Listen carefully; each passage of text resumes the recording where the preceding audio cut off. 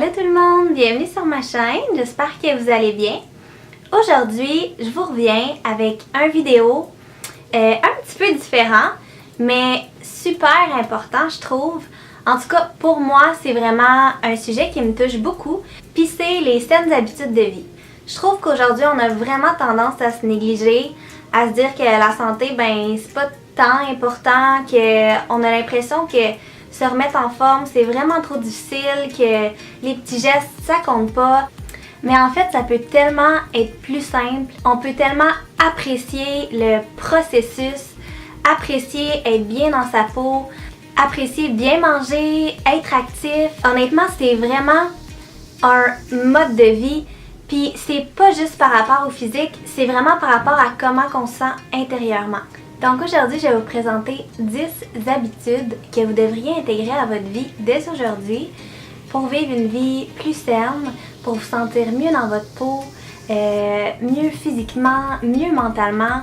C'est vraiment 10 petites choses, mais qu'on a tendance à négliger, puis je trouve ça important de se le rappeler parce que oui, au bout de la ligne, ça fait vraiment un changement.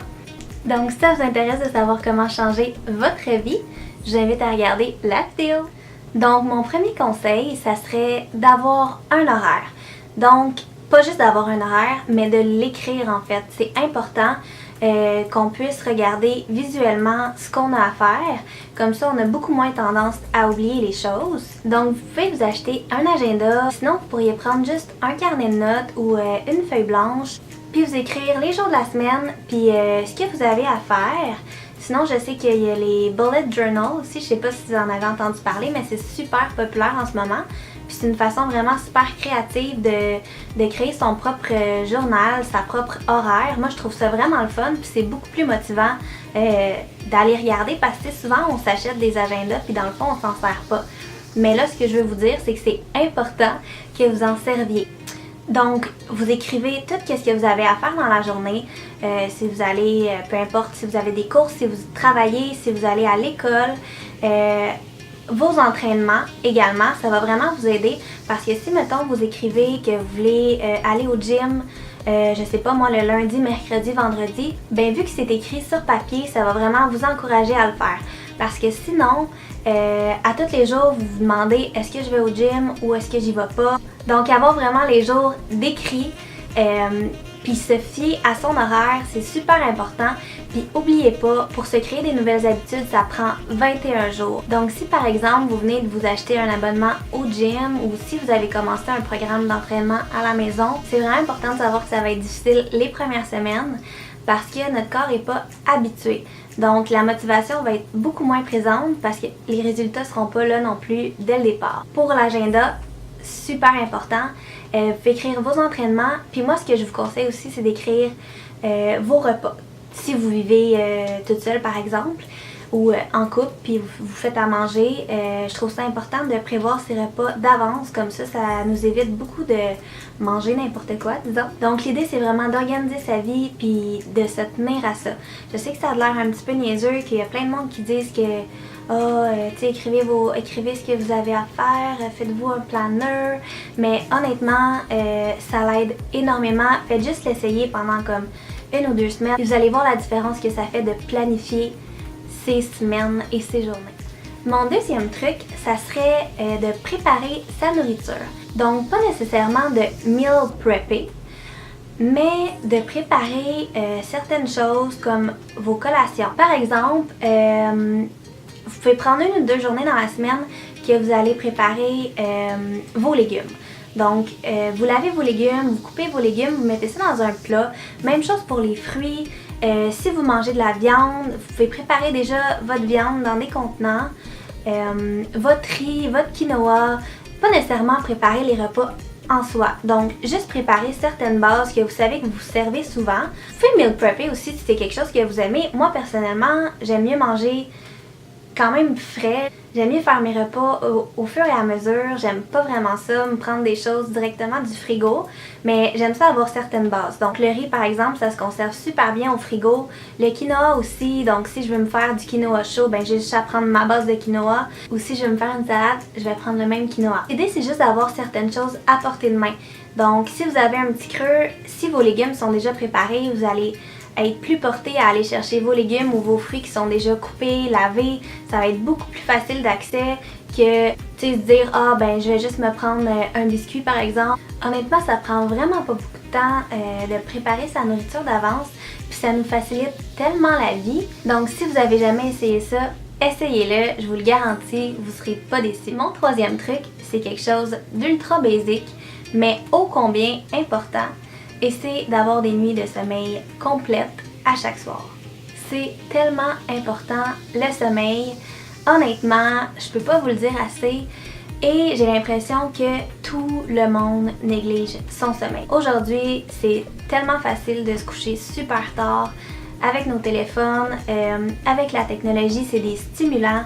Donc, on se couche super tard, puis il faut qu'on se réveille quand même tôt pour tout ce qu'on a à faire la semaine, le travail, l'école, et on a l'impression que le sommeil, ben, c'est pas important, on n'a pas vraiment besoin d'en avoir, mais moi je vous le dis, c'est essentiel de dormir beaucoup. Souvent on le sait même pas qu'on est fatigué, mais ce qui arrive c'est que le cerveau fonctionne moins bien, on a beaucoup moins d'énergie, beaucoup moins de motivation, beaucoup moins de concentration aussi. Donc moi je vous le dis, essayez de vous trouver 1 heure que vous vous couchez à tous les soirs. Donc par exemple, ça peut être 10 heures si vous savez que vous vous levez à 6 heures le matin. Ben pour avoir vraiment, moi je vous conseille 8 heures de sommeil. Je sais qu'on dit de 6 à 8, mais je vous conseille quand même 8 heures de sommeil. C'est super important. Puis ça va vous aider en général dans votre vie. Vous allez vous sentir mieux. Et vous allez paraître mieux aussi parce qu'on va se le dire, quand on est fatigué, ça peut paraître. 8 heures de sommeil tout le monde, super important. Mon quatrième truc, et là je vois déjà tout le monde rouler les yeux parce que c'est quelque chose qu'on entend partout. Mais, il faut que je vous le dise quand même, c'est de boire de l'eau. Oui, boire de l'eau. Je pense que la plupart des gens vous dites moi j'en bois de l'eau, je suis correcte, j'ai pas vraiment soif dans le jour. Mais je pense que pratiquement tous les gens qui regardent cette vidéo-là, vous ne buvez pas assez d'eau. Honnêtement, il faut pas se fier à la soif pour boire. Quand vous avez soif, c'est parce que vous êtes déshydraté. Mais c'est important quand même de s'hydrater, même si on n'est pas déshydraté. Donc, tout dépendant de votre niveau d'activité physique, de votre âge, de votre grandeur, vous pouvez calculer vous-même, dans le fond, la quantité d'eau que vous devriez boire par jour. Mais en général, on dit que c'est de 2 à 3 litres. Donc, personnellement, je vous conseille de boire un verre d'eau avant tous vos repas. Particulièrement le matin, en vous levant, c'est tellement important. Votre corps vient de passer 8 heures à dormir.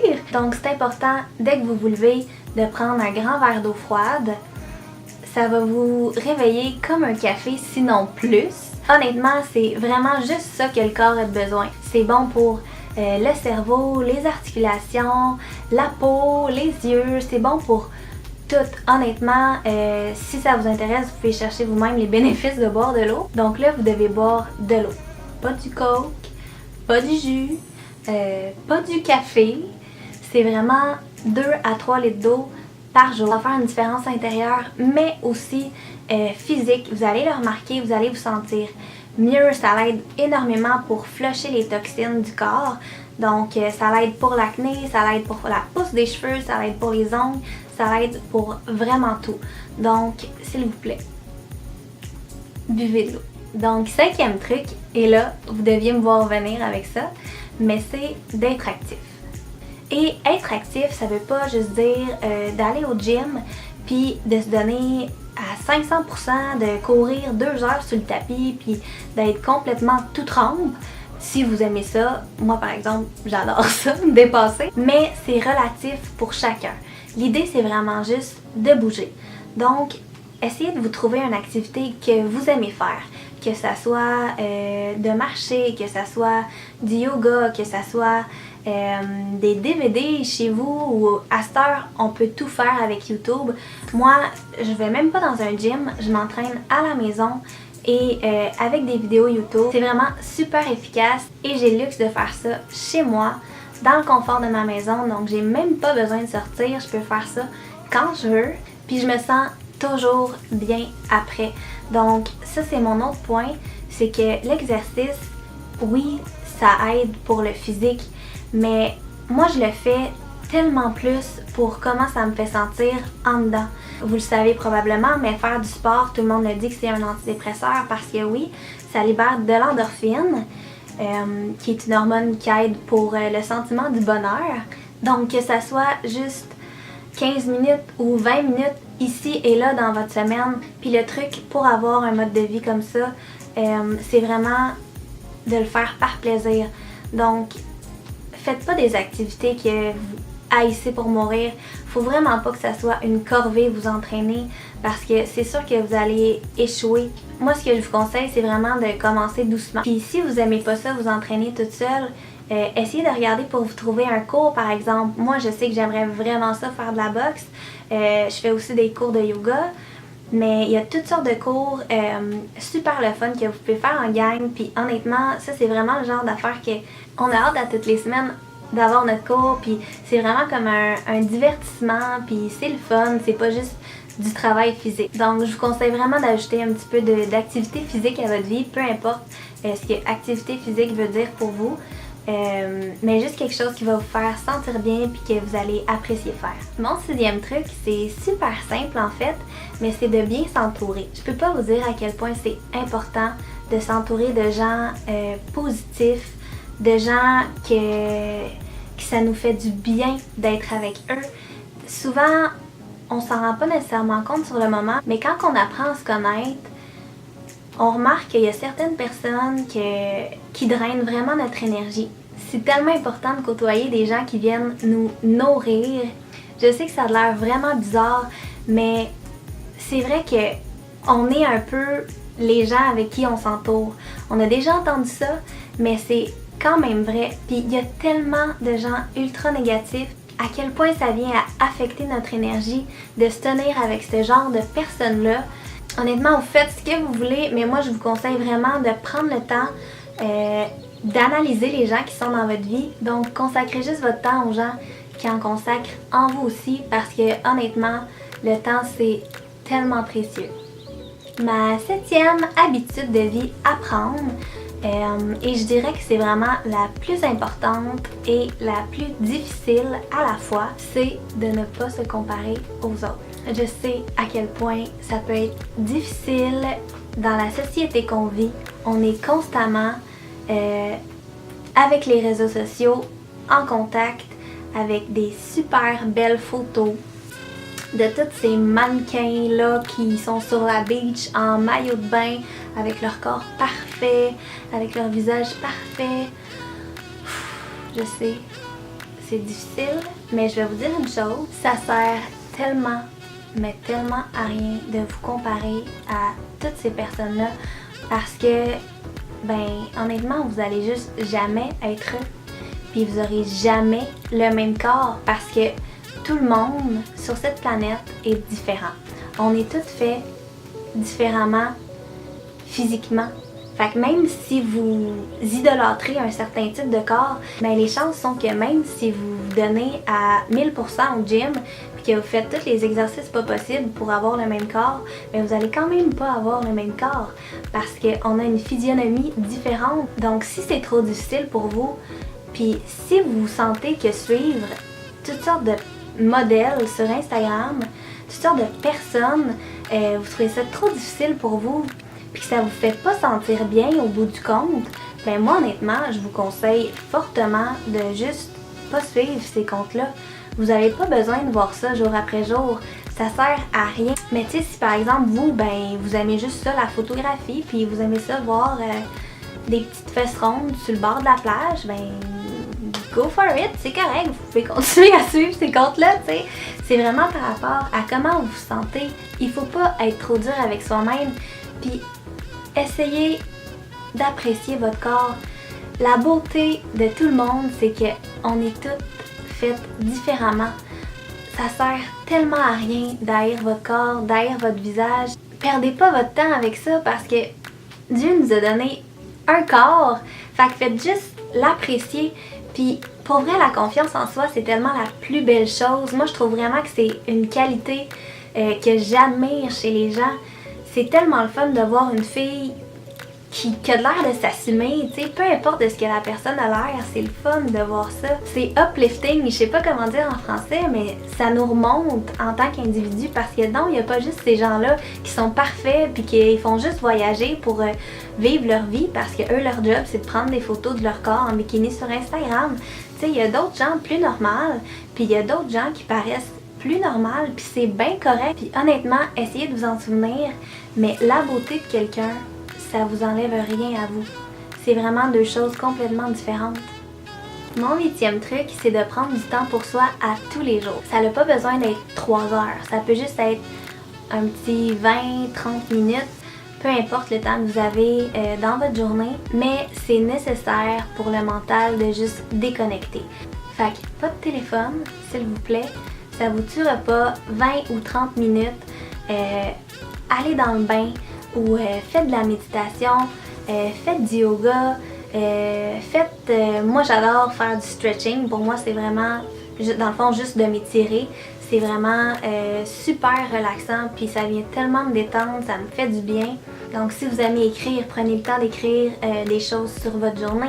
Ou si vous aimez la lecture, ben, vous pouvez prendre une petite demi-heure de lecture. Donc l'idée c'est vraiment de faire quelque chose qui va venir nous faire du bien, qui va venir nous relaxer. Donc juste prendre le temps de déconnecter, de prendre le temps de se faire plaisir, ça fait tellement du bien puis c'est tellement bénéfique. Mon 9e conseil, ça serait d'essayer quelque chose de nouveau à toutes les semaines ou à toutes les 2 semaines par exemple. Que ce soit un cours que vous souhaitez prendre depuis longtemps ou une nouvelle habileté que vous voulez apprendre ou une langue ou peu importe honnêtement, mais juste essayer quelque chose de nouveau pour s'instruire, pour bouger. C'est juste de sortir un petit peu de sa routine, de faire des choses qui vont nous mettre un peu inconfortables, mais qui vont tellement être gratifiantes quand on va les avoir faites. Donc si vous avez certaines peurs par exemple, ça serait peut-être le bon moment d'essayer de vaincre ces peurs-là. Faire quelque chose de nouveau ou qui nous fait peur, c'est tellement le fun au bout du compte. Quand on le fait, c'est un sentiment incomparable. La fierté que ça nous apporte, c'est tellement le fun. Donc, essayez d'intégrer ça à votre vie d'une façon ou d'une autre. Mon dernier conseil, c'est d'apprendre à écouter son corps. Plus on a un mode de vie sain, plus on fait des choses pour notre corps, plus on vient à être en harmonie avec lui. Pour moi, ça vient vraiment prendre tout son sens dans l'alimentation. Donc par rapport à ce que je mange, je remarque vraiment quels aliments me font sentir bien, quels aliments me font pas sentir bien. Si par exemple, à toutes les fois que vous buvez du lait ou vous mangez des produits laitiers, vous avez des gaz ou vous êtes super gonflé, peut-être que c'est un signe que vous devriez couper sur les produits laitiers ou si à toutes les fois que vous mangez de la viande, ben vous vous sentez faible puis bizarre ou vous avez des maux de ventre, ben peut-être que vous pouvez essayer de réduire ça. Votre corps le sait comme plus que vous ce que vous avez besoin en ce moment. Fait que si votre corps vous dit de manger un sac de chips, ben faites-le, tu sais. L'idée c'est vraiment d'être en harmonie avec son corps puis de faire ce qui est le mieux pour nous. Donc voilà tout le monde, ça complète ma vidéo d'aujourd'hui. J'espère que vous avez apprécié. C'était quelque chose d'un petit peu différent, un peu personnel je dirais, parce que moi ça vient vraiment me chercher et ça me tient vraiment à cœur. Je trouve ça vraiment plate qu'aujourd'hui les gens font vraiment pas attention à leur santé, qu'ils s'en foutent carrément, parce que c'est vraiment la base, pas juste pour bien paraître, mais ça l'aide tellement pour se sentir mieux dans sa peau, mieux psychologiquement. Honnêtement, c'est juste un mode de vie. C'est vraiment ça. Donnez-vous un défi, essayez de faire des choses qui sont bonnes pour vous pendant 2 semaines, de bien manger, de vous entraîner, de boire de l'eau, de bien dormir.